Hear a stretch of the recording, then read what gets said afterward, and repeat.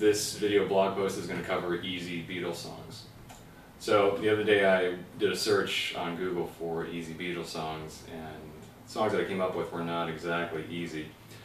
Some of the ones that were listed were I Feel Fine, Eleanor Rigby, Yesterday. These are all songs that I consider to be a little bit more difficult. So I went through the list of songs that I have that I show to students, and I also went through the Beatles songbooks that I have to add to that list, and this is what I came up with. This is not a completely exhaustive list of songs that you can learn, but this is a pretty good start. So I have them categorized based on the way that I show songs to my students, using the starting off with the songs that use the G, E, A, and D chord, but no C chord. So in that list I've got the Ballad of John and Yoko as one of the first ones. So this one is just simple 8-note strumming. You're just playing an E chord. And the song just consists of E, B7, A, B7. There is some lead guitar in it too, but you can ignore that and just focus on strumming. The next one is Twist and Shout. This one is pretty repetitive. It's just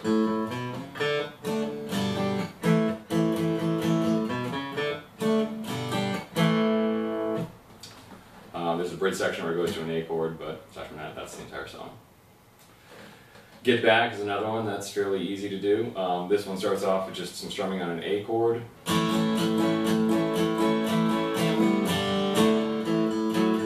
It goes to this blues riff.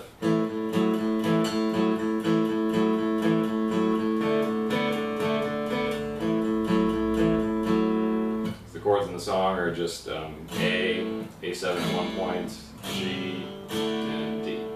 The change from G to D is fairly quick. It's just one beat on each chord, so that might be kind of tricky, but the rest of it's not too difficult. So Maxwell's Silver Hammer is another one that I included on the list. This one is actually based on piano. The guitar part is more just kind of accents, but you could play the piano part on guitar if you wanted to. The chords are D, B7, E minor, A7, and then D, again, during the verse. And the strumming pattern that you'd use would be, you could just use something simple like this.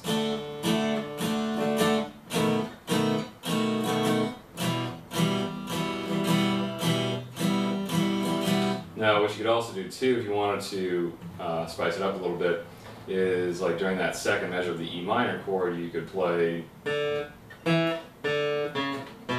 a little bit of a bass line in the song. So if you played it like that, it would sound like this.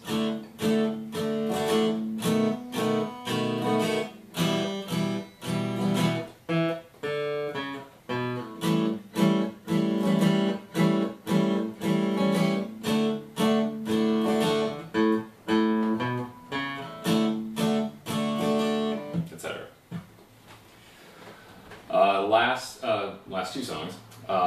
Hey Jude is one of them, and that one you would actually capo on the 3rd fret, and then you would play D, A, G, and E minor relative to the capo. So the chords in the song are actually C, F, and B flat, but rather than playing those chords, which are bar chords, you put a capo on the 3rd fret, and it allows you to play them as open chords. So the first chord would be D, then A, A7, and then back to D, and then G,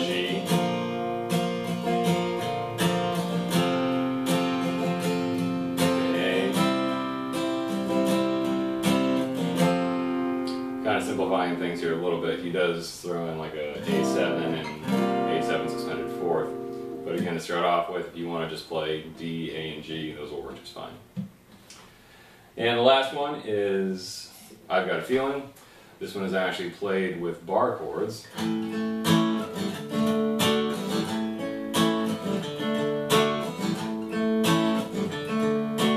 you could play with open chords. A, D,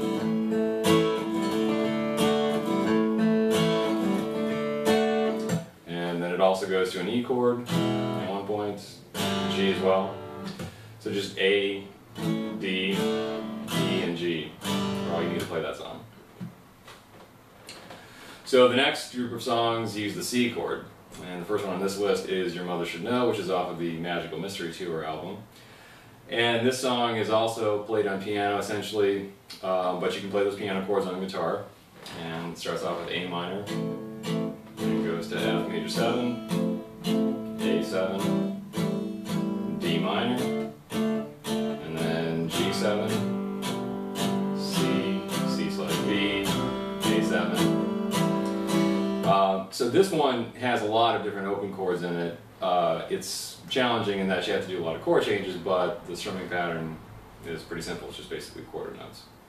There is a little bit of a guitar solo, a piano solo that you could play on the guitar if you wanted to. It's fairly simple.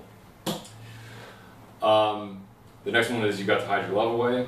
This one is a pretty fast strumming pattern. Not a lot of, it's a fair amount of chord changes, I guess. One thing that's unusual about it is it's got this C chord where you have your fourth finger on the third fret of the first string.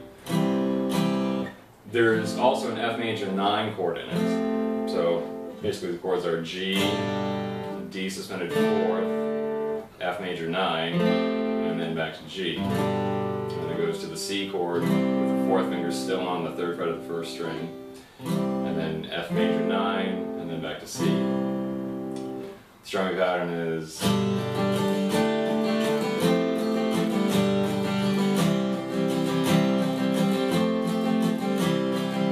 now that's slowed down a little bit. I think the actual speed is more along the lines of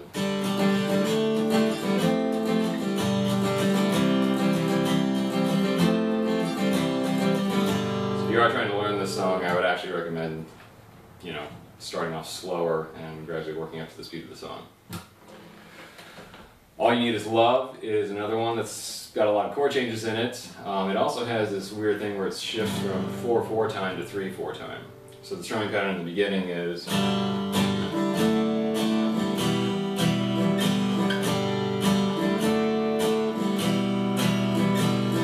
if you were to count that out, it's 1, 2, and 3, 4, and 1, 2, and 3, and 1, 2, and 3, 4, and 1, 2, and 3.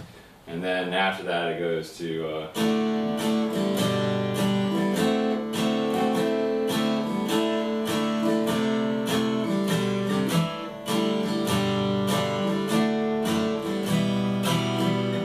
so again, a lot of chord changes, but the strumming pattern isn't too difficult and it's not too fast. So some songs using the F chord. I've got 2 on this list. Let It Be, which once again, mainly played on piano, but you can play it on guitar.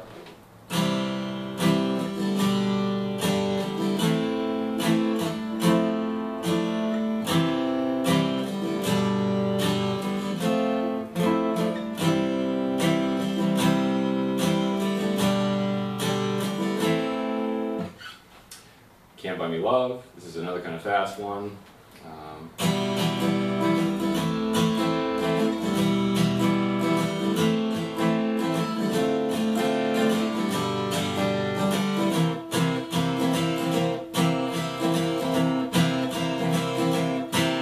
Play with sort of a fast shuffle kind of pattern.